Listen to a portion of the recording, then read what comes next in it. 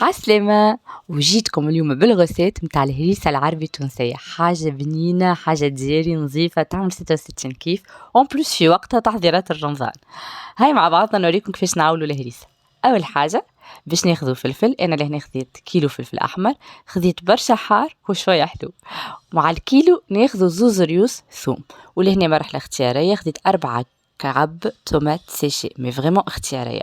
توا نصفوا الفلفل متاعنا ونقصوه على 4. ردوا بالكم تنسيو الجواندويت، ردوا بالكم تنسيو الجواندويت راهو يفلفط.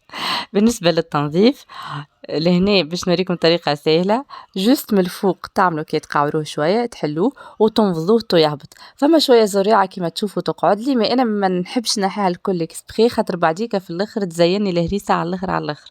دونك ذاك علاش ما نحيهاش كومبليتمون. دونك لهنا نكمل الكمية متاعي كلها، حطيت ديجا ماء يغلي في مقفول، وتوا باش نحط لي زانغريديون تاعي الكل، الثوم الطوماط سيشي، ونهزو فوق الكسكاس يطيبلي حتى يكشيلين الفلفل والثوم يطيبولي كومبليتمون ابوبري تاخد نص ساعه. المرحله الثانيه لازم نعقموا الحكوك اللي باش نحطو فيهم، لازم حكوك باللار. انا لهنا استعملت ستيريليزاتور، سينو تحطوهم في كاسرونه بيان سور ما فما حتى مشكل. نحيت لهنا الجوان باش ما يفسدليش، ونحطوهم يستقطروا حتى يكشيلين يشيحوا، ما لازم فما حتى نكته ماء. لهنا الفلفل متاعي حضر، شوفوا كيفاش حتى كعبة الثوم كي نعمل هكا تبدي لي كي البيغي. دونك باش نتعدى المرحله اللي بعدها اللي انا باش نرحيها. لهنا فما مرحله مهمه على الاخر كي نرحي، باش نحطهم في صفايه خاطر لازم يستقطروا لي الماء متاعهم. لازم الصفايه يكونوا العينين متاعها جويدين. دايوغ انا بعديك بدلت صفايه اخرى اجود، تشوفوا كيفاش الكونسيستانس بعديك تتبدل على خاطر يسيب لي الماء متاعو الكل باش تصبر لي اكثر.